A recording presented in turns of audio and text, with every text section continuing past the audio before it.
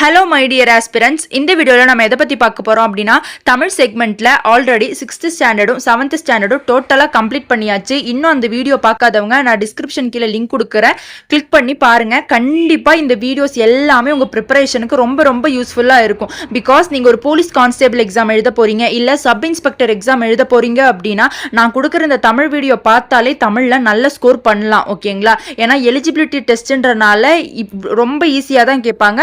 உங்களுக்கு ரொம்ப யூஸ்ஃபுல்லாக இருக்கும் இந்த வீடியோ. ஓகேங்களா? இது ஒரு தடவைக்கு 2 தடவை நீங்கள் பார்த்தீங்க அப்படின்னா இதில் இருக்கிற இம்பார்ட்டன்ட் பாயிண்ட்ஸ் எல்லாமே நீங்கள் படிச்சிருவீங்க. ஸோ இந்த வீடியோ பாருங்கள், உங்களுக்கு யூஸ்ஃபுல்லாக இருக்கும். உங்கள் ஃப்ரெண்ட்ஸுக்கும் ஷேர் பண்ணுங்கள். இன்னும் நம்ம சேனலை சப்ஸ்கிரைப் பண்ணாமல் நீங்கள் பார்த்துட்டு இருக்கீங்கன்னா சப்ஸ்கிரைப் பண்ணிக்கோங்க. உங்களுக்கு ரொம்ப ரொம்ப யூஸ்ஃபுல்லான ஸ்டடி வீடியோ எல்லாமே நான் அப்லோட் பண்ணுவேன். அது உங்களுக்கு கண்டிப்பாக உங்கள் ப்ரிப்பரேஷனுக்கு யூஸ்ஃபுல்லாக இருக்கும். ஓகேங்களா? வாங்க வீடியோக்குள்ளே போகலாம். இந்த வீடியோவில் 8th ஸ்டாண்டர்டோட இயல் 1, இயல் 2, இயல் 3 இந்த 3 இயலையும் பார்த்து முடிச்சிடலாம். ஓகேங்களா? இயல் 1 பாருங்கள், தமிழ் மொழி பற்றி சொல்லியிருப்பாங்க. தமிழ் மொழி வாழ்த்து பாரதியார் எழுதியிருப்பார். மக்களின் பண்பாட்டுடன் நெருங்கிய தொடர்புடையது மொழி. ஆமாம், நம்ம பண்பாட்டுக்கே ரொம்ப ரொம்ப முக்கியமானது எது? மொழி தான். தமிழர்கள் தம் தாய்மொழியாக தமிழை உயிராக கருதி போற்றுவர். ஆமாம், அதே மாதிரி தான் நம்ம பாரதியாரும் ரொம்ப உயிராக போற்றி புகழ்ந்திருக்காரு நம்ம மொழியை. வாழ்க நிரந்தரம், வாழ்க தமிழ் மொழி, வானம் அளந்தது அனைத்தும் அளந்திடு வன்மொழி வாழியவை, சூழ்களி நீங்க தமிழ் மொழி ஓங்க துலங்குக வையகமே, தொல்லை வினதொரு தொல்லை அகன்று சுடர்க தமிழ்நாடு அப்படின்னு சொல்லிட்டு இந்த பாடல் வரிகளை எழுதியிருப்பாரு. சொல்லும் பொருளும் பார்க்கலாம். சொல்லும் பொருளும்னா நிரந்தரம், காலம் முழுமையும். வன்மொழினா வளமிக்க மொழி. இசைனா புகழ். வைப்புனா நிலப்பகுதி. சூழ்கழினா சூழ்ந்துள்ள அறியாமை இருள். தொல்லைனா துன்பம் பழமை. ஆகாயத்தால் சூழப்பட்ட எல்லாவற்றையும் அறிந்து உரைக்கும் வளமான மொழி தமிழ். 7 கடல்களால் சூழப்பட்ட நிலப்பகுதி முழுவதும் தன் மனத்தை பரவச் செய்தது தமிழ். தொல்லை வினதொரு தொல்லை என்பதன் பொருள் பழைய செயல்களால் உண்டாகும் துன்பங்கள். பாரதியாரின் பன்முக ஆற்றல்கள் என்னன்னு பாருங்க. கவிஞர், எழுத்தாளர், இதழாளர், சமூக சீர்திருத்த சிந்தனையாளர், விடுதலை போராட்ட வீரர். பாரதியாரின் முழு பெயர் என்ன அப்படின்னா சி. சுப்பிரமணிய பாரதியார். பாரதியார் நடத்திய இதழ்கள் இந்தியா, விஜயா. பாரதியாரின் உரைநடை நூல்கள் சந்திரிகையின் கதை, தராசு. பாரதியார் எழுதிய பிற கவிதை வகைகள் வசன கவிதைகள், சீட்டு கவிகள். பாரதியை போற்றி பாரதாசன் கூறியவை என்னெல்லாம் அப்படின்னா, சிந்துக்கு தந்தை, செந்தமிழ் தேனி, புதிய அறம்பாட வந்த அறிஞன், மரம்பாட வந்த மறவன். இப்படியெல்லாம் யாரை புகழ்ந்திருக்காங்க? பாரதாசன் பாரதியாரை புகழ்ந்திருக்காங்க. ஓகேங்களா? அடுத்து வாழ்க நிரந்தரம், வாழ்க தமிழ்மொழி என்னும் பாடல் தமிழ்மொழி வாழ்த்து என்னும் தலைப்பில் அமைஞ்சிருக்குன்னு சொல்றாங்க. செந்தமிழ் அந்தாதி என்னும் நூலை எழுதியவர் து. அரங்கன். பின்வரும் வரிகள் து. அரங்கனின் செந்தமிழ் அந்தாதியில் இடம்பெற்றவை. செந்தமிழ் சீர்காக்கும் நந்தா வினக்கணைய நாயகியே, முந்தை மொழிக்கெல்லாம் மூத்தவளே, உயிரும் நீ மெய்யும் நீ ஓங்கும் அறமாம் பயிரும் நீ. அப்படி நீ உயிரும் நீ மெய்யும் நீ. இப்படி இந்த வரிகள் யார் எழுதினதுன்னு கேட்டா நீங்க யார் சொல்லணும்? து. அரங்கன்னு சொல்லணும். ஓகேங்களா? அடுத்து தமிழ் மொழி மரபு. செய்யுளுக்கும் மரபுக்கும் உள்ள தொடர்பை பற்றி கூறும் நூல் தொல்காப்பியம். ஓகேங்களா? தொல்காப்பியத்தின் ஆசிரியர் தொல்காப்பியர். நமக்கு கிடைத்துள்ள மிக பழமையான இலக்கண நூல் எதுன்னு கேட்டா தொல்காப்பியம். தொல்காப்பியம் எழுத்து, சொல், பொருள் என 3 அதிகாரங்களை உடையது. இந்த ஒவ்வொரு அதிகாரம் 9 இயல்களை கொண்டது. அப்ப மொத்தம் எவ்வளோ இயல்? 27 இயல். ஓகேங்களா? மொத்தமாகவும் கேட்பாங்க, 27ன்னு சொல்லணும். தனித்தனியாக கேட்டால் எல்லாமே 9 இயல். ஓகேங்களா? திருக்குறள் மாதிரியே எழுத்து, சொல், பொருள்னு பிரிச்சிருப்பாங்க. ஓகேங்களா? அடுத்து ஒவ்வொரு அதிகாரமும் 9 இயல்களை கொண்டது பார்த்தாச்சு. பின்வரும் தொல்காப்பிய வரைகள். நிலம், தீ, நீர், வழி, விசும்போடு 5ம் கலந்த மயக்கம் உலக மாதலின், இருதினை 5 இயல்நெறி வழாமை, மரபுநிலை திரிதல் செய்யுட்கு இல்லை, மரபுநிலை திரியின் பிரிது பிரிதாகும். தமிழ்மொழி சொற்களை வழங்குவதில் மரபு மாறினால் பொருள் மாறுபடும்னு சொல்றாங்க. ஓகேங்களா? அடுத்து சொல்லும் பொருளும். விசும்புனா வானம், மரபுனா வழக்கம், திரிதல்னா மாறுபடுதல், செய்யுள்னா பாட்டு, மயக்கம்னா கலவை, இருதினைனா உயர்தினை அக்ரிணை, வழாமைனா தவறாமை, தழால்னா தழவுதல் அதாவது பயன்படுத்துதல், 5 ஆண்பால், பெண்பால், பலர்பால், ஒன்றன்பால், பலவின்பால். இந்த வழாமை, தழால் ஆகிய சொற்களில் உள்ள ழா என்னும் எழுத்தை 3 மாத்திரை அளவில் நீட்டி ஒலிக்க வேண்டும். 3 மாத்திரை அளவில் நீட்டி ஒலிக்க வேண்டும். உயிரெழுத்து நீண்டு ஒலிப்பதை உயிரிழபடை என்பர். இது நம்ம இலக்கணத்துல பார்ப்போம். ஓகேங்களா? இளமை பெயர்கள் பாருங்க. புலினா பரல், சிங்கம் குருளை, யானை கன்று, பசு கன்று, கரடி குட்டி. ஒலிமரபு. புலி உருமும், சிங்கம் முழங்கும், யானை பிளிரும், பசு கதரும், கரடி கத்தும்.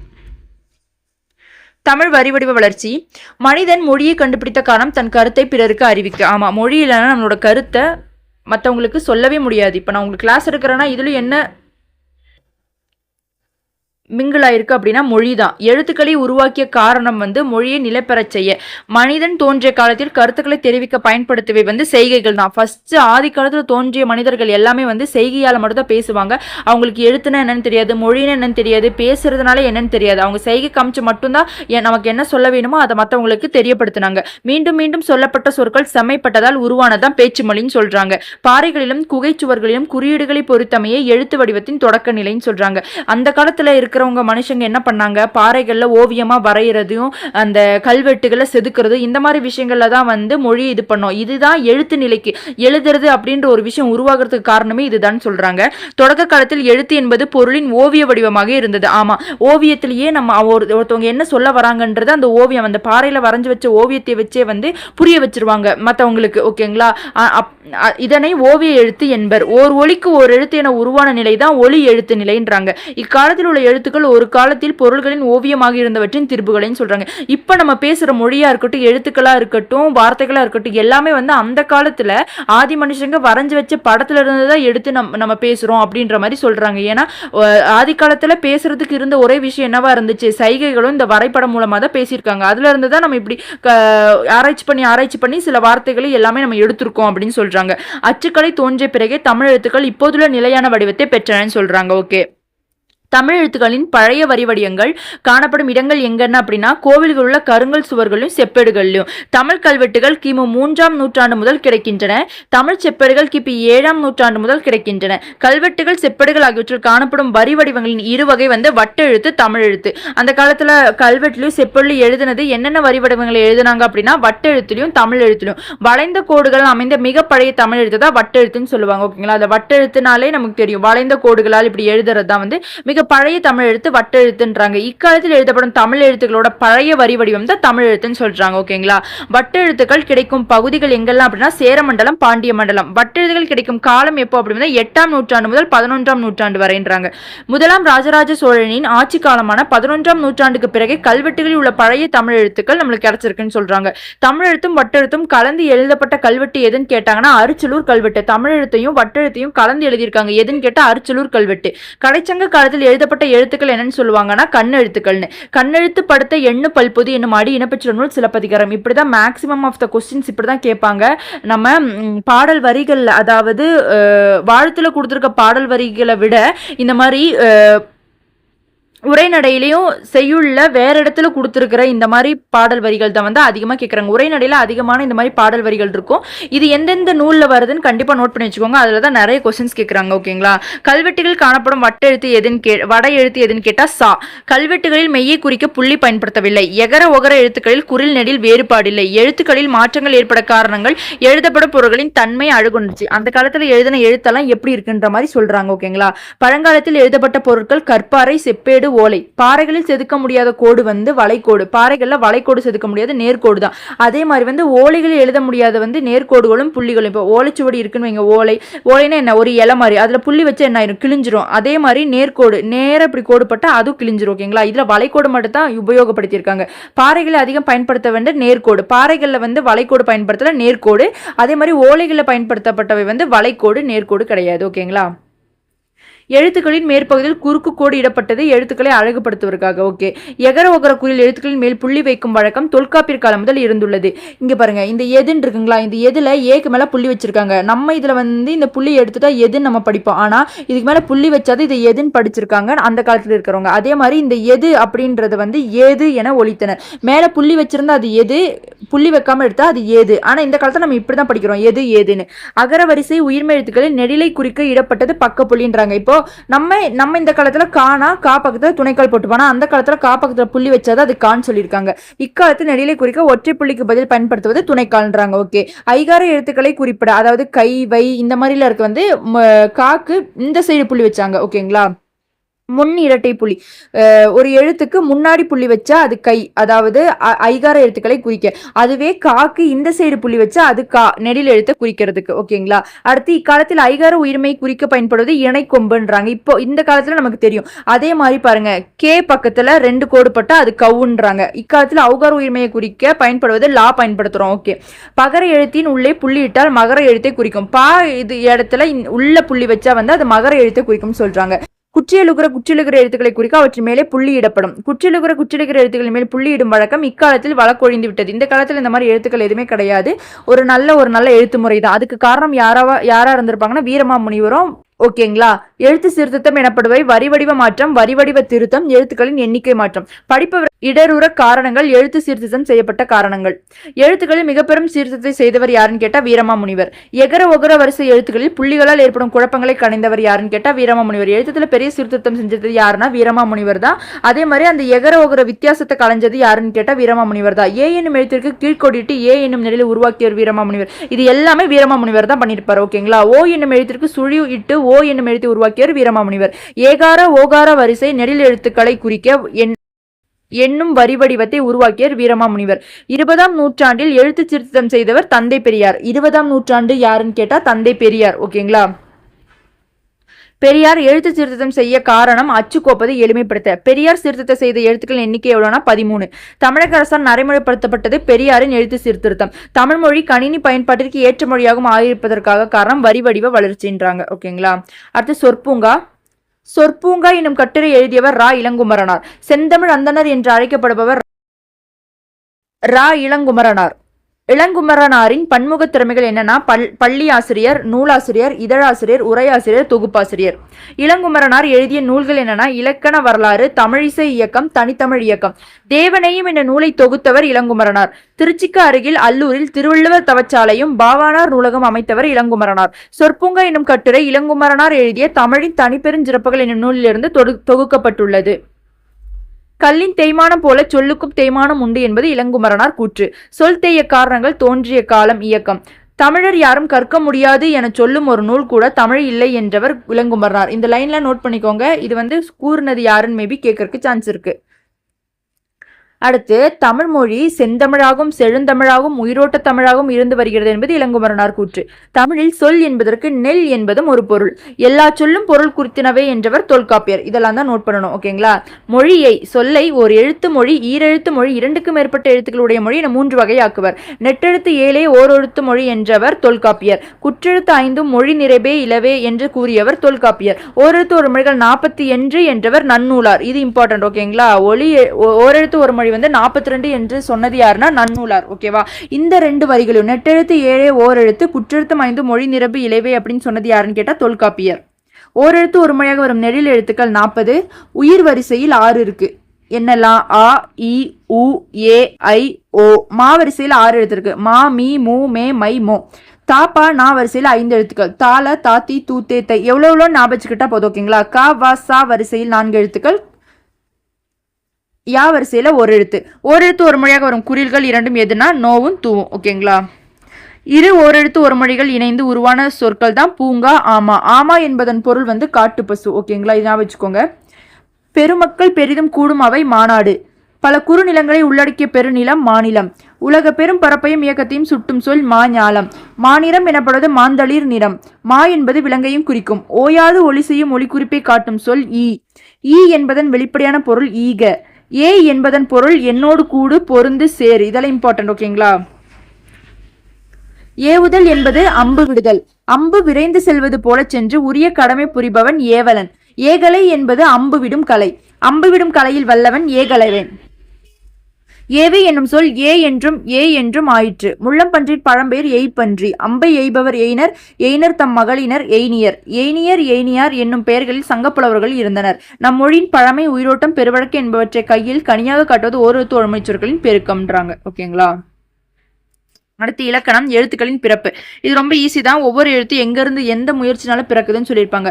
ஆ, ஊ, கா, பா ஆகிய எழுத்துக்களை ஒலித்து பாருங்கள். வாயை திறந்தாலே ஆ என்னும் எழுத்து ஒலிக்கிறது. ஊ என்னும் எழுத்தை ஒலிக்கும் போது இதழ்கள் குவிக்கின்றன. நாக்கின் முதற் பகுதி மேல் அன்னத்தில் ஒட்டும் போது ஊ என்னும் கா என்னும் எழுத்து பிறக்கிறது என்றும் எழுத்து இதழ்கள் 2ம் ஒட்டுவதால் பிறக்கிறது. இவ்வாறு ஒவ்வொரு எழுத்துக்களின் பிறப்பு பாருங்க. இதுல என்ன சொல்லியிருப்பாங்க அப்படின்னா ஒவ்வொரு எழுத்தும் எந்த முயற்சினால பிறக்குதுன்னு சொல்லியிருப்பாங்க. ஓகேங்களா. இதுல பிறப்பு மட்டும் பார்த்துக்கோங்க. உயிரின் முயற்சியால் உடலின் உள்ளிருந்து எழும் காற்றானது மார்பு, தலை, கழுத்து, மூக்கு ஆகிய 4 இடங்களுள் ஒன்றில் பொருந்தி இதழ், நாக்கு, பல், மேல்வாய் ஆகிய உறுப்புகளின் முயற்சினால் வேறு வேறு ஒலிகளாக தோன்றுகின்றன. இதனையே எழுத்துக்களின் பிறப்பு என்பர். எழுத்துக்களின் பிறப்பினை இடப்பிறப்பு, முயற்சி பிறப்பு என 2 வகை பிரிப்பர். ஓகேங்களா. எழுத்துக்களின் இடப்பிறப்பு பார்க்கலாம். உயிரெழுத்துக்கள் 12 கழுத்தை இடமாக கொண்டு பிறக்கின்றன. இது இம்பார்ட்டன்ட். ஓகேங்களா. உயிர் எழுத்து 12 கழுத்து. வல்லின மையெழுத்துக்கள் 6 மார்பு இடமாக கொண்டு பிறக்கின்றன. மெல்லின மெய்யெழுத்துக்கள் 6 மூக்கு இடமாக கொண்டு பிறக்கின்றன.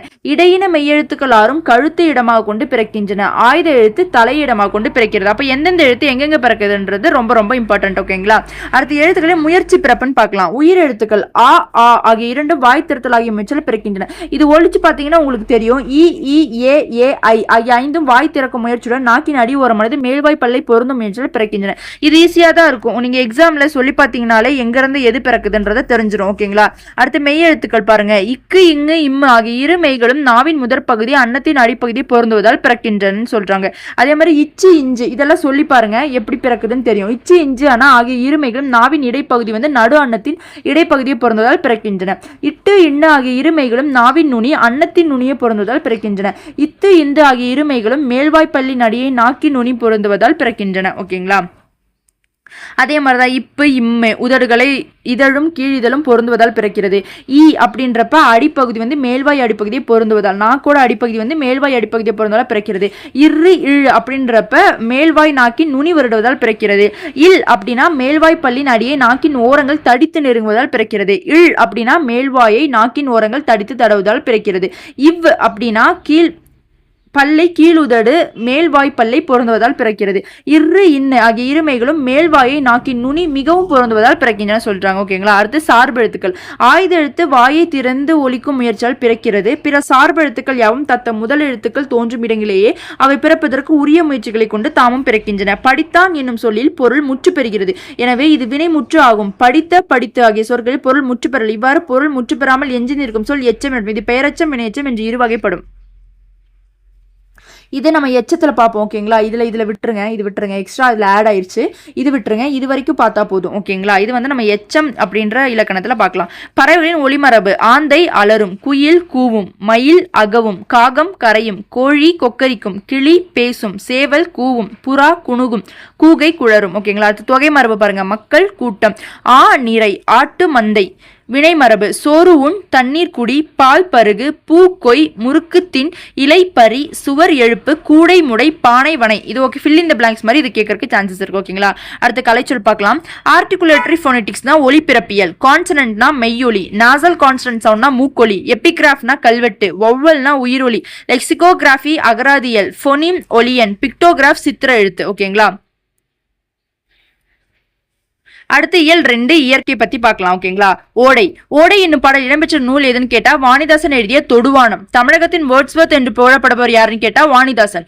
பாரதிதாசனின் மாணவர் தான் வாணிதாசன். ஓகேங்களா. ஆக்சுவலி வாணிதாசன் இயற்பெயர் என்னவா இருந்துச்சுன்னா அரங்கசாமி என்று எத்திரா சொல்லும். அவர் பாரதிதாசன் மீது கொஞ்சம் பற்றின் காரணமாக அவரோட பெயரை வாணிதாசன் மாத்திருப்பாரு. ஓகேங்களா. அப்ப அவருடைய இயற்பெயர் கேட்ட என்ன நடிக்கணும்? அரங்கசாமி என்ற எத்திரா சொல்லு. ஓகேங்களா.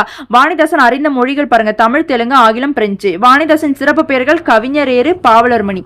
பிரெஞ்சு அரசின் செவாலியர் விருது பெற்றவர் யாருன்னு கேட்டா வாணிதாசன். வாணிதாசன் எழுதிய நூல்கள் பாருங்க. தமிழச்சி, கொடிமுல்லை, தொடுவானம், எழிலோவியம், குழந்தை இலக்கியம். ஓடையாட உள்ளம் தூண்டுதே பாட இந்த ஓடை எந்த பள்ளி சென்று பயின்றதோடி நன்சை புன்சைக்கு உணவை ஊட்டி நாட்டு மக்கள் வறுமையோட்டி செஞ்சொல் மாதர் வள்ளைப்பாட்டின் சீருக்கு ஏற்ப முழவை மீட்டும். அந்த இயற்கையை வர்ணிச்சு பேசியிருப்பாரு. ஓகேங்களா. சொல்லும் பொருளும் பாருங்க. தூண்டுதல்னா ஆர்வம் கொள்ளுதல், பயிலுதல்னா படித்தல், ஈரம்னா இரக்கம், மாதர்னா பெண்கள், ஏடுனா நூல், செஞ்சொல்னா திருந்திய சொல், முழவுனா இசைக்கருவி. நிறைந்த நீர்வளத்தில் பயிர்கள் விளையும் நிலம் நன்சை, குறைந்த நீரில் பயிர்கள் விளையும் நிலம் புன்சை. வள்ளைப்பாட்டு நெல் என்பது நெல் குத்தும் போது பாடப்படும் பாடல்னு சொல்றாங்க. ஓகேங்களா. அடுத்து கோணகாத்து பாட்டு. பெரும் பஞ்சம் ஏற்படும் போது மக்கள் படும் துயரங்களை பற்றி பேச்சு தமிழில் பாடப்படவேதான் பஞ்சகும்மிகள். பஞ்சகும்மிகள் என்னும் நூலை தொகுத்தவர் யாருன்னு கேட்டா புலவர் சே ராசோ. கோணகாத்து பாட்டு இடம்பெற்றது பஞ்சகும்மிகள் என்னும் நூலில். காத்து நோண்டி சிந்து இயற்றியவர் வெங்கம்பூர் சாமிநாதன். ஓகேங்களா. அடுத்து சொல்லும் பொருளும். முகில்னா மேகம், கெதிக்கிழங்கினா மிக வருந்தி, காலன்னா யமன், சேகரம்னா கூட்டம், விண்ணம்னா சேதம், வாகுனா சரியாக, சம்பிரமுடன்னா முறையாக, மெத்தனா மிகவும். காங்கேய நாடு என்பது கொங்கு மண்டலத்தில் 24 நாடுகளுள் ஒன்றுன்றாங்க. எது? காங்கேய நாடு. அடுத்து நிலம் பொது. இது ஒரு ஸ்டோரி தான், பட் அவ்வளோ இம்பார்ட்டன்ட்ல ஜஸ்ட் தெரிஞ்சு வச்சுக்கோங்க. அமெரிக்காவில் பூஜை சவுண்ட் என்னும் இடத்தை சுற்றி வாழ்ந்தவர்கள் சுகுவாமிஷ் பழங்குடியினர். சுகுவாமிஷ் பழங்குடியின் தலைவராக விளங்கியவர் யாருன்னு கேட்டா சியாட்டல். இயற்கை வளங்கள் சிதையாமல் காக்கப்பட வேண்டும் என்பதை வலியுறுத்தி அமெரிக்க தலைவருக்கு கடிதம் எழுதியவர் சியாட்டல். பின்வரும் சியாட்டல் எழுதிய கடிதத்தில் உள்ளவை. இது ஜஸ்ட் தெரிஞ்சுக்கோங்க, அவர் அந்த கடிதத்துல என்னென்ன எழுதியிருக்காருன்ட்டு. நம்ம இந்த இயற்கையை வந்து அவருக்கு ரொம்ப ரிலேட் பண்ணி சொல்லியிருப்பாரு. இந்த பூமிக்கு அணுக்கமாக உள்ள வானத்தை எப்படி வாங்கவோ விற்கவோ முடியும்? இந்த பூமியின் ஒவ்வொரு துகளும் எம் மக்களுக்கும் புனிதமானதாகும். பாலூரும் மரத்திலிருந்து ஒழுகும் திரவம் கூட செவ்விந்தியர்களின் நினைவுகளை சுமந்து நிற்கின்றது. நறுமணம் மிகுந்த மலர்கள் யாவும் எமது சகோதரிகள். மான்கள், குதிரைகள், கழுகுகள் போன்ற அனைத்தும் எமது சகோதரர்கள். வாஷிங்டனின் பெருந்தலைவர் எங்களுக்கு தந்தையாகவும் நாங்கள் அவருக்கு பிள்ளையாகவும் ஆகிறோம். ஏரிகளில் பிரதிபலிக்கும் நினைவு எச்சங்கள் எம் மக்களின் வாழ்வில் நிகழ்வுகளை நினைவு கூறுபவை. இந்த நீரின் முணுமுணுப்புகள் எம் பாட்டன்மார்களின் குரல்களேயாகும். இந்த ஆறுகள் யாவும் எம் உடன் பிறந்தவர்கள். ஓடைகளிலும் ஆறுகளிலும் ஓடும் நீரானது வெறும் தண்ணீர் என்று எமது மூதாதையரின் குருதியாகும். நீங்கள் உங்கள் தந்தையர்களின் இடுகாடுகளை கூட மறந்துவிட்டு வெகு தூரம் சென்று விடுவீர்கள். நாங்கள் பூமியை தாயாகவும் வானத்தை தந்தையாகவும் கருதக்கூடியவர்கள். நாங்கள் காற்றை மிகவும் மதித்து போற்றுபவர்கள். இந்த நிலமானது எம்முடைய பாட்டன்மார்கள் எரிந்த சாம்பலால் ஆனதாகும். இந்நிலமே எங்கள் தாயாகும். இப்பூமியின் மீது மக்கள் இப்பூமியின் மீது மக்கள் துப்பக்கூடுமானால் அவர்கள் தம் தாய் மீது துப்புவதற்கு ஒப்பானதாகும். இந்நிலத்திற்கு கெடுதல் செய்வதென்பது அதனை படைத்த இறைவனை அவமதிக்கும் செயலாகிவிடும். இந்த ஊழ் விதியானது எமக்கு புரியாத புதிராக உள்ளது. இங்கிருந்த புதற்காடுகள் எங்கே சென்றன, மழைக்கழுகுகள் எங்கே சென்றன அப்படின்னு சொல்லி இந்த மாதிரி அவர் ஒரு கடிதம் எழுதியிருப்பார். இயற்கையை வந்து விட்டு கொடுக்காம அதை ஏன் அழிக்கிறீங்க அப்படின்னு சொல்லி ரிலேட் பண்ணி பேசியிருப்பாரு. நல்லா இருக்கும். சியாட்டல் எழுதிய நிலம் பொது அப்படின்ற கட்டுரை வந்து இடம்பெற்றுள்ளது வந்து தமிழக பழங்குடிகள். ஓகேங்களா? தமிழக பழங்குடிகள் என்ற நூலை எழுதியவர் யாருன்னு கேட்டா பக்தவச்சல பாரதி. அடுத்து வெட்டுக்கிளியும் சருகுமானும். இது ஒரு ஸ்டோரி தான், அவ்வளோ இம்பார்ட்டன்ட் கிடையாது. இதில் இருக்கிற இந்த பாயிண்ட்ஸ் மட்டும் பார்த்தா போதும். காடர்கள் என்னும் பழங்குடியினர் வாழும் பகுதிகள் வந்து எங்கன்னா பரம்பிக்குளம், ஆனைமலை. இப்பகுதிகள் தமிழ்நாடு, கேரளா மாநில எல்லைக்கு அருகே உள்ளதுன்றாங்க. காடர்கள் மிகச்சிறிய பழங்குடி சமுதாயத்தினர். காடர்கள் பேசும் மொழி என்னன்னு கேட்டால் ஆளளப்பு.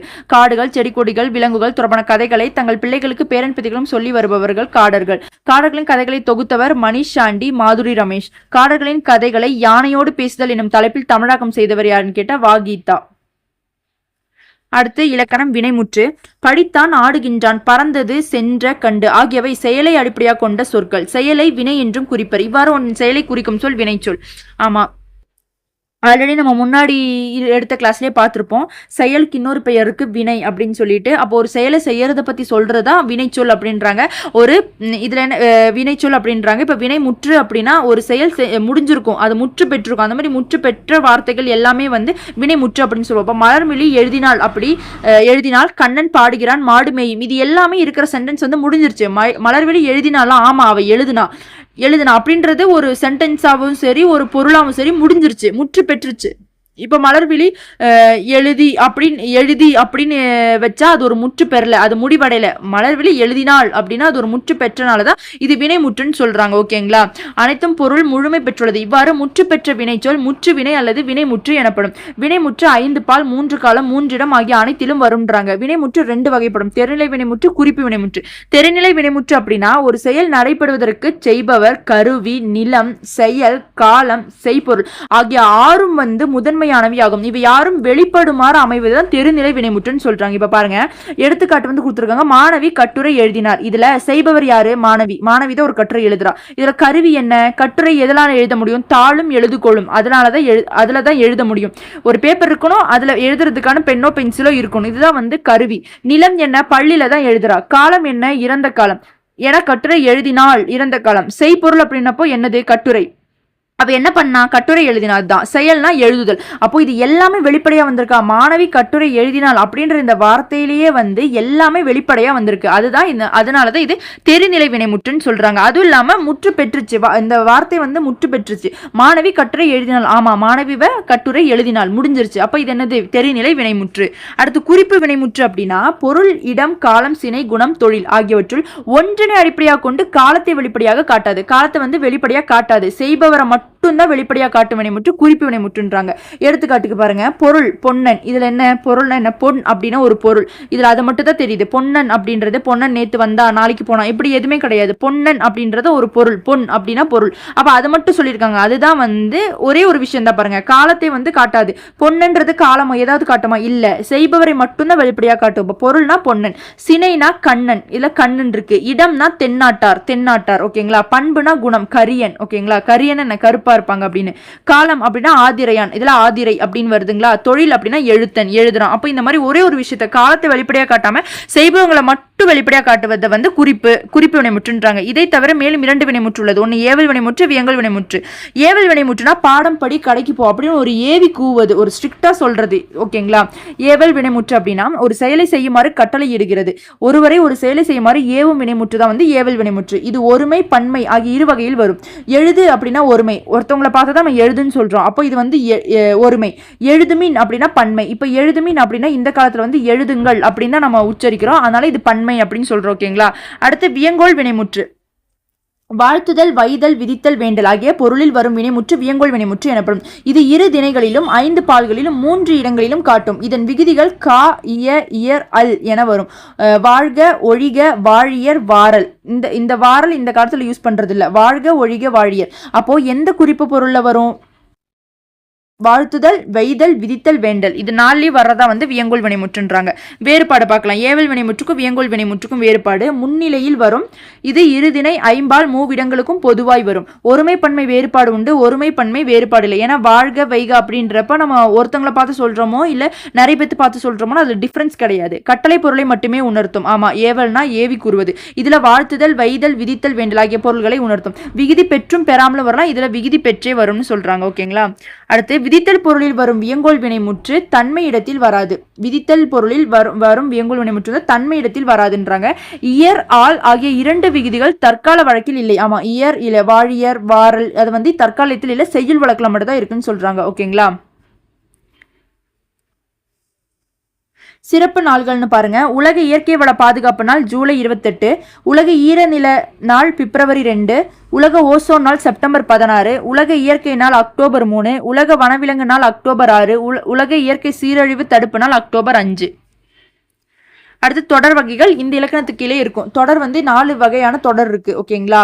தொடர்கள் பொருள் அடிப்படையில் 4 வகைப்படும். என்னெல்லாம் அப்படின்னா செய்தி தொடர், வினா தொடர், விளைவு தொடர், உணர்ச்சி தொடர்னு சொல்லிட்டு. செய்தி தொடர்னா ஒரு செய்தி சொல்றது. கரிகாலனால் கல்லணை கட்டப்பட்டது அப்படின்னா கரிகாலன் கல்லணையை கட்டினான் அப்படின்னா ஒரு செய்தி தான். ஏன்னா அந்த காலத்துல கரிகாலன் கல்லணை கட்டியிருக்கான்றது இந்த காலத்துல நமக்கு என்ன, அது ஒரு செய்தி. ஓகேங்களா. அப்போ வினா தொடர்னா ஒரு கொஸ்டின் மார்க் வர்றது, இதெல்லாம் ஈஸி தான். வினா தொடர்னா ஒரு கொஸ்டின் மார்க் வந்து சிலப்பதிகாரத்தை ஏற்றவர் யார் அப்படின்னு ஒரு கொஸ்டின் மார்க் வர்றத வந்து வினா தொடர். விளைவு தொடர் அப்படின்னா ஏவல், வேண்டுதல், வாழ்த்தல், வைதல் ஆகிய பொருள்களில் வரும் தொடர். இப்ப இளமையில் கல் அப்படின்னா இளமையில நீ கல்வி கற்கணும் அப்படின்னு சொல்லி ஏவலா சொல்றது ஏவல். உன் திருக்குறள் நூலை தருக அப்படின்னா வேண்டுதல், நம்ம கெஞ்சி கேட்கிற மாதிரி, ஒரு உன் திருக்குறள் புக்கு கொஞ்சம் கூட அப்படின்னு சொல்லி கேட்கிற மாதிரி. உழவு தொழில் வாழ்க அப்படின்னா வாழ்த்துதல், உழவு தொழில் கண்டிப்பா வாழணும்னு சொல்லி அதை நம்ம வாழ்த்துறோம், அப்ப அது வாழ்த்துதல். கல்லாமை ஒழிக அப்படின்னா வைதல், வையிரும் அப்படின்னு சொல்லுவோம் இல்லைங்களா. அப்போ கல்லாமை ஒழிக அப்படின்னா அது வந்து வெய்தல். ஓகேங்களா. அடுத்து உணர்ச்சி தொடர் பாருங்க. உவகை, அழுகை, அவலம், அச்சம், வியப்பு முதலான உணர்ச்சிகளை உணர்த்தும். அடடா என் தங்கை பரிசு பெற்றாள், இது வந்து உவகை. ஓகேங்களா. புலி வருகிறது, இது வந்து அச்சம். பழந்தமிழ் இலக்கியங்கள் பல அழிந்து விட்டனவே, இது வந்து அவலம். மலையின் உயரம்தான் என்ன, இது வியப்பு. ஓகேங்களா. அப்போ இதெல்லாம் பார்த்து வச்சுக்கணும் எக்ஸாம்பிளுக்கு. அடுத்து கலைச்சொல். ட்ரைப்ஸ் அப்படின்னா பழங்குடியினர், பிளைன் அப்படின்னா சமவெளி, வேலை அப்படின்னா பள்ளத்தாக்கு, திக்கட்னா புதர், ரிட்ஜ்னா மலைமுகடு, லோக்கஸ்னா வெட்டுக்கிளி, லியோபேர்னா சிறுத்தை, பட்டுனா மொட்டு. ஓகேங்களா. அடுத்து இயல் 3. இதுல ஃபுல்லா நோயும் மருந்தும், அதாவது நம்ம உடம்புக்கு நம்ம லைஃபுக்கு என்ன தேவைன்றதை சூப்பராக கொடுத்துருப்பாங்க. ஓகேங்களா. இதில் எக்ஸாம் பாயிண்ட் ஆஃப் நம்மளுக்கிட்ட கொஸ்டின்ஸ் கேட்கலனாலும் நம்ம வாழ்க்கைக்கு இது ரொம்ப உதவும். நோயும் மருந்துன்னு பாருங்க. மக்களின் உடலுக்கும் உள்ளத்திற்கும் துன்பம் தருவன நோய்கள். ஆமா, உள்ளத்தில் தோன்றும் தீய எண்ணங்களால் ஏற்படும் துன்பங்களையும் நோய்கள் என்றே கூறுவார். ஆமா, நம்ம ஏதாவது ராங்கா நெகட்டிவா யோசிக்கிறோம் அப்படின்னா அதுமே நமக்கு நோயா வந்துடும். ஸ்ட்ரெஸ் வந்துடும், ஆன்சைட்டி வந்துடும், இப்படி நிறைய வார்த்தைகள் இருக்கு குறிப்பிடுறதுக்கு. அப்போ நம்ம எதுவுமே நினைக்காம ரொம்ப சந்தோஷமா ஹாப்பியா இருக்கணும். ஓகேங்களா. நீலகேசி வந்து ஐஞ்சிறுகாப்பியங்கள் 1. சமண சமய கருத்துக்களை வாதங்களின் அடிப்படையில் விளக்கும் நூல் தான் நீலகேசி. இந்த நோயும் மருந்து வந்து நீலகேசி பாடலா இருக்கும். நீலகேசி கடவுள் வாழ்த்து நீங்களாக 10 சருக்கங்களை கொண்டது. நீலகேசி நூலின் ஆசிரியர் பெயர் தெரியவில்லைன்னு சொல்றாங்க. ஓகேங்களா. தீர்வனவும் தீராதிரத்தனவும் செய்மருந்தின் ஊர்வனமும் போலாதும் உவசமத்தின் உயிப்பனவும் என்னும் பாடல் நீலகேசின் தரும உரை சருக்கத்தில் இடம்பெற்றுள்ளது. பின்வருவன நீலகேசி பாடல் வரிகள் பாருங்க. பேர்தற்கு அருமினி தாம் இவை அப்பினி, தீர்தற்கு உரித்திரி யோக மருந்து இவை, ஓர்தல் தெளிவோடு ஒழுக்கம் இவை ஒன்றார் பெயர்த்த பிணியுள் பிறவார் பெரிதின்ப முற்றே அப்படின்னு சொல்லுவாங்க.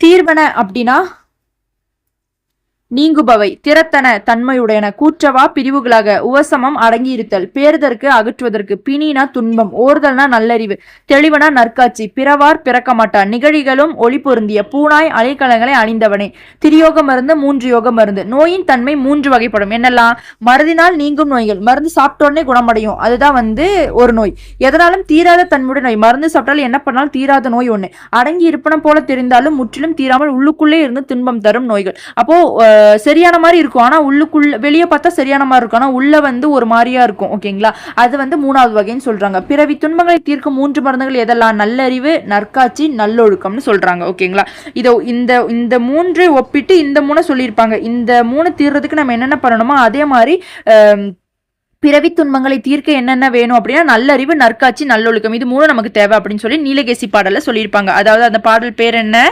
நோயும் மருந்தும் அடுத்து வருமுன் காப்போம் உடல் நலத்திற்கு அடிப்படை நல்ல உணவு உடல் தூய்மை உடற்பயிற்சி இது ரொம்ப ரொம்ப லைஃப்ல ரொம்ப தேவையான விஷயம் உணவு உடல் தூய்மை உடற்பயிற்சி வருமுன் காப்பம் பாடல் இடம்பெற்ற நூல் எதுன்னு கேட்டா கவிமணி எழுதிய மலரும் மாலையும் கவிமணி என போற்றப்படுவர் யாருன்னு கேட்டா தேசிக விநாயகனார் கவிமணி பிறந்த ஊர் குமரி மாவட்டம் தேரூர்ல ஓகேங்களா கவிமணி ஆசிரியராக பணியாற்றிய காலம் 36 ஆண்டுகள் கவிமணி எழுதிய கவிதை நூல்கள் என்னென்ன பாருங்க ஆசிய ஜோதி மருமக்கள் வழிமான்மையும் கதர் பிறந்த கதை கவிமணி எழுதிய மொழிபெயர்ப்பு நூல் எதுன்னு கேட்ட உமர் கய்யாம் பாடல்கள் பின்வருவன கவிமணியின் பாடல் வரிகள் என்ன சொல்லியிருப்பார் அப்படின்னா ஈஸியா தான் நமக்கு புரியுற மாதிரி தான் சொல்லியிருப்பாரு பாருங்க உடலின் உறுதி உடையவரே உலகில் இன்பம் உடையவரார் இடமும் பொருளும் நோயாளிக்கு இனிய வாழ்வு தந்திடுமோ சுத்தமுள்ள இடமெங்கும் சுகமும் உண்டு இடமும் பொருளும் நம்ம இருக்கிற இடமும் காசு பொருள் இது எல்லாமே நம்ம நல்லா இருக்கிறதுக்கு நோய் இல்லாம வாழ்றதுக்கு உதவுமா அப்படின்னு கேக்குறாங்க நம்ம உடம்புல எந்த நோய் இல்லாம இருந்தாதான் நம்ம சந்தோஷமா வாழ முடியும்னு சொல்றாங்க காலை மாலை உலாவி நித்தம் காற்று வாங்கி வருவோரின் காலை தொட்டு கும்பிட்டு காலன் ஓடிப்பவன் அதாவது வாக்கிங் போகணும்னு சொல்றாங்க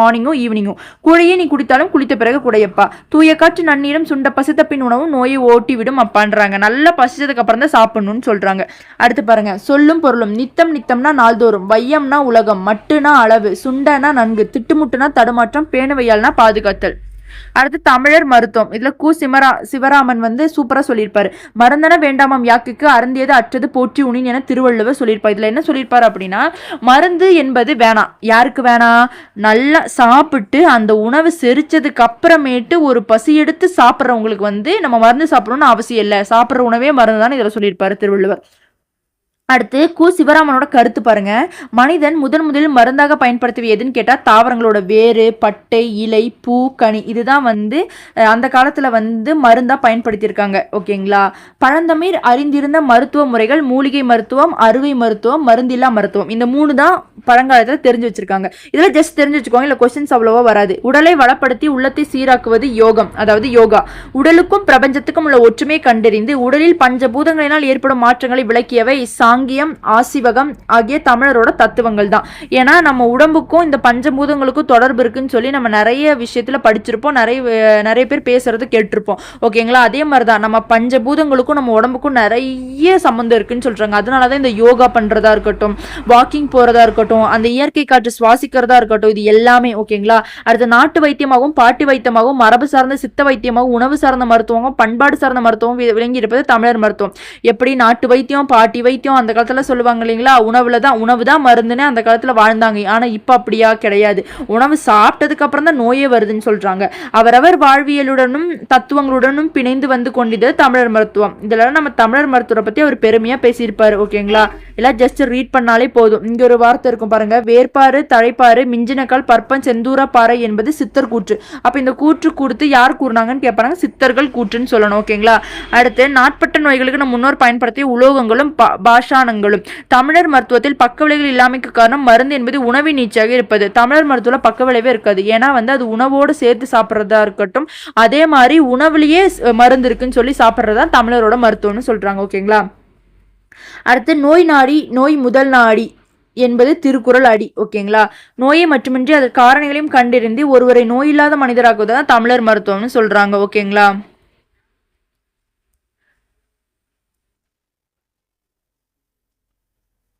இதெல்லாம் ஜஸ்ட் படிச்சுக்கோங்க ஒரு வாட்டி, ஓகேங்களா? ஏன்னா அழகுக்காக மட்டும் உடல் எடையை குறைப்பதும் பெரிதும் மெலிவதும் நல்லதென்று, எடை அதிகரிப்பதால் சர்க்கரை நோய் ரத்த கொதிப்பு வர வாய்ப்புள்ளது என்றால் குறைத்துதான் ஆக வேண்டும் அப்படின்னு அவர் நிறைய பேசியிருப்பார்.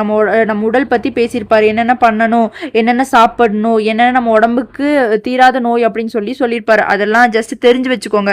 அதே மாதிரி உடல் நலத்துக்கு செய்ய வேண்டியது என்னன்னு பார்த்தீங்கன்னா, தினமும் 45 நிமிடத்தில் 3 கிலோமீட்டர் நடைப்பயணம், 15 நிமிடம் யோகா, தியானம், மூச்சு பயிற்சி, 7 மணி நேரம் தூக்கம், 3 லிட்டர் தண்ணீர் இருந்துதல். அதுவும் இல்லாமல் நம்ம ரொம்ப நேரம் படிக்கிறோம் இல்லைங்களா, அதனால நம்ம எனர்ஜி எல்லாமே மூளை வந்து எடுத்துக்கும். அதனால நம்ம டெய்லி தண்ணி நல்லா குடிக்கணும், நல்லா சாப்பிடணும். நீங்கள் படிக்கிறது மட்டுமே குறிக்கோளாக வச்சுட்டு இருக்கக்கூடாது. நீங்கள் உங்கள் சுவர் இருந்தால் தான் சித்திரம் வரைய முடியுன்ற மாதிரி நம்ம உடம்பு தான் சுவர், ஓகேங்களா? அதில் சித்திரம் வரையணும் அப்படின்னா நம்ம ஹெல்த்தியாக வச்சுக்கணும் நம்ம ஹெல்த்தை. அப்போ தான் வந்து எக்ஸாமில் நல்லா பர்ஃபார்ம் பண்ண முடியும். இப்போ நல்லா படிச்சுட்டு சாப்பிடாம தூங்காமல் நல்லா படிச்சுட்டு இப்போ எக்ஸாமில் உட்காந்துட்டு அந்த டைமில் உங்களுக்கு உடம்புல சரியா இல்லாமல் ஆச்சு அப்படின்னு என்ன பண்ணுவீங்க? அப்போ ஒன்றும் பண்ண முடியாது இல்லைங்களா? அப்போ அதே மாதிரி தான் நம்ம மைண்டு, நம்ம உடம்பு, இது ரெண்டையுமே ரொம்ப நல்லா பார்த்துக்கிட்டா மட்டும்தான் நம்ம போடுற எஃபோர்ட்டுக்கான பலனை அனுபவிக்க முடியும், ஓகேங்களா? அது புரிஞ்சுக்கோங்க. நடைமுறையில் உள்ள மருத்துவ முறைகள் சில: சித்த மருத்துவம், ஆயுர்வேத மருத்துவம், யுனானி மருத்துவம், அலோபதி மருத்துவம், ஓகேங்களா? இது ஞாபகம் வச்சுக்கோங்க.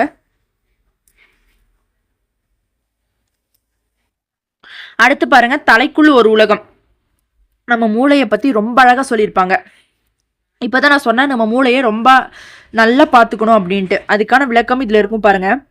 உலகத்திலேயே மிக மிக வியப்பானது மனித மூளை தான். ஆமா, சொன்னாலும் சொல்லாட்டியும் ரொம்ப வியப்பு வந்து மனித மூளை தான். பிகாஸ் மூளையின் செயல்பாடுகள் விந்தையானவை மற்றும் புதிரானவை. விந்தையானவை மட்டும் இல்ல, புதிரானவைன்னு சொல்றாங்க. நமது உடல் இயக்கத்திற்கும் மன இயக்கத்திற்கும் காரணமானது எது? மூளை தான். இப்ப மூளை டெட் ஆயிடுச்சுன்னா என்ன சொல்லுவாங்க? பிரெயின் டெட்டு அப்படின்னு சொல்லிடுவாங்கல்ல. அப்போ மூளை செத்து போச்சுன்னா நம்ம உடம்பை செத்து போன மாதிரி தான். இந்த பிரபஞ்சத்திலேயே மிகவும் அடர்த்தியான சிக்கலான ஒரு பொருள் எதுன்னு கேட்டால் மனித மூளை தான். மூளையினுள் இருக்கும் செல்களின் எண்ணிக்கை வந்து ட்ரில்லியன். மூளையின் செல்களில் இருக்கும் நியூரான்களின் எண்ணிக்கை 100 பில்லியன், அதாவது 10,000 கோடி. புத்திசாலித்தனம், படைப்புணர்ச்சி, ஞாபகம், தன்னுணர்வு ஆகியவற்றுக்கு காரணம் நியூரான்களோட வலைப்பின்னல் தான். மூளை முதுகு தண்டிலிருந்து முளைக்கிறதுன்னு சொல்றாங்க. இதெல்லாம் நமக்கு தெரியும். மூளையின் 3 பாகங்கள் என்னலாம்? உள்மூளை, நடுமூளை, பின்மூளை. மூக்கு, கண் இவற்றின் முடிவுகள் உள்ள இடம் முன்மூளை. உடலின் அசைவுகளையும் உணர்ச்சிகளின் வளர்ச்சியும் கட்டுப்படுத்துவது சிறுமூளை. மூளையின் பசி, உயிர்வழி பசி. மூளைக்கு ஒரு நிமிடத்திற்கு 800 மில்லி குருதி தேவைப்படுகிறது. மூளையின் எடை உடம்பின் எடையில் 50ல் 1 பாகம். மூளையானது குருதி, உயிர்வழி ஆகியவற்றின் மொத்த தேவையில் 5ல் 1 பாகத்தை எடுத்துக்கொள்கிறது. தனக்கான ஆற்றலை சேகரித்து வைக்க இடமில்லாதது மூளை. நம்ம உடம்புல எல்லா செல்களுமா இருக்கட்டும், உறுப்புகளா இருக்கட்டும், அதுக்கான ஆற்றலை வந்து சேமித்து வச்சுக்கோ. ஆனால் மூளை அப்படி கிடையாது, அப்பப்போ அது கொடுக்கணும், ஓகேங்களா? அந்த மாதிரி தான் மூளை. அப்பதான் வந்து அது நல்லா வேலை செய்யும்னு சொல்றாங்க. மேலிடத்திலிருந்து ஆணை வந்து செயல்படும் செய்கைகள் என்னன்னா, கையை ஆட்டு, பரதநாட்டியம் ஆடு, அடி, மூக்கை தொடி, இப்படியெல்லாம் வந்து மூளையினால தான் இயக்கப்படுகிறது. முதுகுத்தண்டின் குறுக்கிணைப்புகளில் செயல்படுத்தப்படும் தன்னியல்பான செயல்கள் என்னன்னு கேட்டால் தும்மல், இருமல், சூடான பத்திரத்தை தொட்டால் உடனே கையை விலக்கிக் கொள்வது. இப்போ தும்மல், இருமல்லாம் வந்து முதுகுத்தண்டு இருக்கு இல்லைங்களா, அதோட முதுகுத்தண்டோட குறுக்கு இணைப்புகள்ல செயல்படுறதுனால தான் இதெல்லாம் நடக்குது அப்படின்னு. ஏன்னா தும்மல், இருமல் வரும்போது வந்து தும்மல் வருது அப்படின்ற விஷயம் வந்து நம்ம மைண்டுக்கு போறதுக்குள்ள வந்து ரொம்ப டைம் எடுக்கும். அதனால என்ன ஆகும்? முதுகுத்தண்டுலயே அதோட சிம்டம்ஸ் தெரிஞ்சு நம்ம தும்பிடுவோம், இரும்பிடுவோம். ஆனால் வந்து இந்த பரதநாட்டியம் ஆடு, மூக்கைத்தோடு, கையை ஆட்டு, இப்படின்ற விஷயங்கள் எல்லாமே மூளைக்கு போயிட்டு அதுக்கப்புறமேட்டு அதை நம்ம செய்வோம்னு சொல்றாங்க, ஓகேங்களா? தலையின் பகுதியில் நடைபெறும் தன்னிச்சையான செயல்களான வெளிச்சத்திற்கு ஏற்றபடி கண்களை திறப்பது, தலையை திருப்பும் போது கண்ணை நிலைநிறுத்துவது ஆகியவற்றை மூளை பார்த்து கொள்ளுன்றாங்க. ஏப்பம் விடுவது, இருமல், தும்மல், கொட்டாவி, வாந்தி ஆகியவற்றை வந்து செயல்படுத்த மூளைக்கு பதிலாக முதுகெலும்பு இருந்தாலே போதும்ன்றாங்க. வலப்பக்க செய்திகள் மூளையின் இடது பகுதிக்கும், இடப்பக்க செய்திகள் வலது பகுதிக்கும் செல்லும். பெரும்பாலானவர்கள் வலது கைக்காரர்களாக இருப்பதற்கு காரணம் மூளையின் இடது பகுதியின் அதிகப்படியான பாதிப்புன்றாங்க.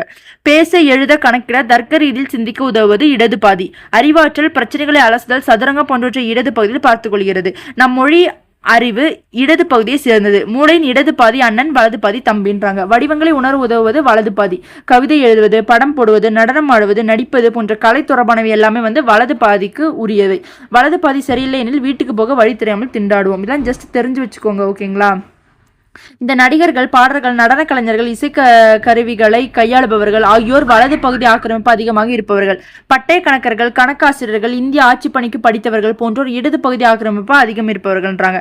மனிதக்குத்தான் முகத்தில் உணர்ச்சிகளை காட்டும் திறமை அதிகம் அப்படின்றாங்க. மிருகங்களால் காட்ட முடிந்த உணர்ச்சிகள் கோபம், பயம். உணர்ச்சிகளின் பிறப்பிடம் எதுன்னு கேட்டா மூளை. சுமார் 90 நிமிடங்களுக்கு ஒரு முறை நாம் எல்லோரும் மனநிலை மாறுகிறோம். ஆமா, அதனால தான் வந்து படிக்கும்போது நம்ம 40 மினிட்ஸ் ஓகேங்களா, 40 மினிட்ஸ் படிக்கணும். அட்லீஸ்ட் ஒரு 10 மினிட் டு 15 மினிட்ஸ் ரெஸ்ட் எடுக்கணும். இந்த மாதிரி மாற்றி மாற்றி படிக்கணும். ஏன்னா ஒவ்வொரு 90 மினிட்ஸ்க்கும் நம்ம மைண்ட் மாறிட்டே இருக்கும்னு சொல்கிறாங்க. சராசரி மனிதன் தனது வாழ்நாளில் 20 வருடம் தூங்குகிறானாமா. பாருங்க, நம்ம வாழ்றதே ஒரு 50-60 தான். அதில் 20 வருஷம் தூக்கத்திலே நம்ம கழிச்சிடுறோம். நம்மளோட லட்சிய கனவுக்காக கொஞ்சம் வருஷம் ஓடுறோம். ஆனால் ஒரே வருஷத்தில் எந்த எக்ஸாம் படிக்கிறதா இருந்தாலும் ஒரு வருஷத்தில் நம்ம படிச்சு போயிடணுன்றதுக்காக அந்த ஒரு வருஷம் மெனக்கெட்டு படிச்சிங்கனாலே போதும். மித்த இருக்கிற வாழ்க்கையை சந்தோஷமாச்சு வாழலாம். ஓகேங்களா, அந்த மைண்ட் செட்டில் படிங்க எல்லாரும். அடுத்து பாருங்க, மனிதனுக்கு மட்டுமே உண்டான தனிப்பட்ட திறமை இலக்கண விதியின்படி பேசுவது. ஆமா, நாம் சட்டை போட்டுக்கொள்வது, சைக்கிள் ஓட்டுவது, ஸ்பூனால் சாப்பிடுவது ஆகிய அனுபவ அறிவுன்றாங்க. கற்க கற்க நம்ம நம் நியூரான்களின் இணைப்பு சிக்கல்கள் அதிகமாகிக் கொண்டே வருகின்றன. ஓகேங்களா, தலைக்குள் ஒரு உலகம் என்னும் கட்டுரை சுஜாதாவின் தலைமைச் செயலகம் என்னும் நூலில் இருந்து துவக்கப்பட்டது. சுஜாதாவின் இயற்பெயர் என்னன்னு கேட்டா ரங்கராஜன். சுஜாதா படைத்தவை என்னெல்லாம்? சிறுகதை, புதினங்கள், நாடகங்கள், அறிவியல் புனைக்கதைகள், திரைப்பட கதைகள், வசனங்கள். மின்னணு வாக்கு எந்திரம் உருவாக்கும் பணியில் முக்கிய பங்கு ஆற்றியவர் யாருன்னு கேட்டா சுஜாதா. சுஜாதாவின் நூல்கள் வந்து என் இனிய எந்திரம், மீண்டும் ஜீனோ, ஸ்ரீரங்கத்து தேவதைகள், தூண்டில் கதைகள். ஓகேங்களா, அடுத்து எச்சம். படித்தான், படித்த, படித்து. இதுல படித்தான்றது வந்து முழுமை பெற்றிருக்கும். படித்தான், ஆமா படித்தான், ஆமா படிச்சுட்டான். இதுல படித்த, படித்து, இதுல என்ன படிச்சான், படித்து, என்ன படித்து அப்படின்ற ஒரு கொஸ்டின் மார்க் வருது இல்லைங்களா. இந்த படித்தான்றது முற்று பெற்றிருக்குன்னா அப்ப இது வினை முற்று. இந்த படித்த, படித்து அப்படின்றத மட்டும் தான் எச்சம்ன்றாங்க. ஓகேங்களா, இதுல 2 வகை இருக்கு. பெயரச்சம் ஒண்ணு, வினையச்சம் ஒண்ணு. பெயரச்சம்னா படித்த என்னும் சொல் வந்து மாணவன், மாணவி, பள்ளி, புத்தகம், ஆண்டு போன்ற பெயர் சொற்கள் ஒன்றை கொண்டு முடியும். படித்த மாணவன், படித்த பள்ளி அப்படின்னு சொல்லிட்டு ஒரு பெயர் சொல்ல கொண்டு முடிஞ்சிச்சு அப்படின்னா அது பெயரச்சம்ன்றாங்க. இது வந்து 3 காலத்திலும் வரும்ன்றாங்க. பாடிய பாடல், எப்பயோ பாடின பாடல், அப்ப இறந்த கால பெயரச்சம். பாடுகின்ற பாடல், நடந்துட்டு இருக்கு, அப்ப நிகழ்கால பெயரச்சம். பாடும் பாடல் அப்படின்னா அது எதிர்கால பெயரச்சம். ஓகேங்களா, இதுலயே 2 இருக்கு. தெரிநிலை 1, குறிப்பு 1. ஓகேங்களா, எழுதிய கடிதம். இத்தொடரில் உள்ள எழுதிய என்னும் சொல் எழுதுதல் என்னும் செயலையும் இறந்த காலத்தையும் தெளிவாக காட்டுகிறது. இவ்வாறு செயலையும் காலத்தையும் வெளிப்படையாக தெரியுமாறு காட்டும் பெயரச்சம் தான் வந்து தெரிநிலை பெயரச்சம்ன்றாங்க. ஓகேங்களா, அங்க நம்ம தெரிநிலை வினைமுற்று, குறிப்பு வினைமுற்றுன்னு பார்த்தோம் இல்லைங்களா, அதே மாதிரி தான் இங்க தெரிநிலை வினையச்சம், குறிப்பு பெயரச்சம் அப்படி தெரிநிலை பெயரச்சம், குறிப்பு பெயரச்சம்னு சொல்றாங்க. ஓகேங்களா, அப்ப செயலையும் காலத்தையும் வெளிப்படையாக தெரியுமாறு காட்டும் பெயரச்சம் தான் வந்து தெரிநிலை பெயரச்சம். ஓகேங்களா, அதே மாதிரி செயல் காலத்தையோ தெளிவாக காட்டாமல் பண்பினை மட்டும் குறிப்பாக காட்டும் பெயரச்சம் வந்து குறிப்பு பெயரச்சம். அதாவது சிறிய கடிதம், இதுல பாருங்க சிறிய கடிதம் இருக்கா. இத்தொடரில் உள்ள சிறிய என்னும் சொல்லின் செயலையோ காலத்தையோ அறிய முடியவில்லை. ஆமா, சிறியனா என்ன, சின்னதுதான். அதுல இருக்கிற காலமோ இல்ல பண்போ ஏதாவது தெரியுதா? இல்ல. அப்போ ஒரு செயலை வந்து செயலையோ காலத்தையோ தெளிவாக காட்டாமல் பண்பினை மட்டும் குறிப்பாக காட்டும் பெயரச்சம் தான் வந்து பெயரச்சம்ன்றாங்க, குறிப்பு பெயரச்சம்ன்றாங்க. ஓகேங்களா, அப்ப நல்லா ஞாபகம் வச்சுக்கோங்க. சிறிய கடிதம்னா பண்பை மட்டும்தான் குறிக்குது. அப்படி குறிச்சா அது வந்து குறிப்பு பெயரச்சம். அடுத்து வினையச்சம். வினையச்சம்னா படித்து என்னும் சொல் முடித்தான், வியந்தால், மகிழ்ந்தார் போன்ற வினை சொற்களால். வினைன்னு என்ன சொல்ல, செயல்னு சொல்லியிருக்கேன். அப்ப படித்துனா படித்து முடித்தான்றது ஒரு செயல், படித்து வியந்தான்றது ஒரு செயல். இந்த மாதிரி ஒரு செயலை கொண்டு முடிஞ்சிச்சு அப்படின்னா அது வினையச்சம்ன்றாங்க. இதுலயுமே தெரிநிலை குறிப்பின் இருக்கு. செயலையும் காலத்தையும் வெளிப்படையாக தெரியுமாறு காட்டும் வினையச்சம் வந்து தெரிநிலை வினையச்சம். அதே மாதிரி பண்பினை மட்டும் குறிப்பாக உணர்த்தி வரும் வினையச்சம் வந்து குறிப்பு வினையச்சம். அங்க பார்த்த மாதிரியே தான். ஓகேங்களா, அடுத்து முற்றச்சம். முற்றச்சம்னா முற்று பெற்றிருக்கும். வள்ளினம், வள்ளி படித்தனல். இந்த படித்தனல்ல வந்து படித்தான், படித்தாள் அப்படின்ற ஒரு வினை முற்று இருக்கு அப்படின்றனால இது முற்றச்சம்ன்றாங்க. என்னும் வினைமுற்று பொருளை தருகிறது.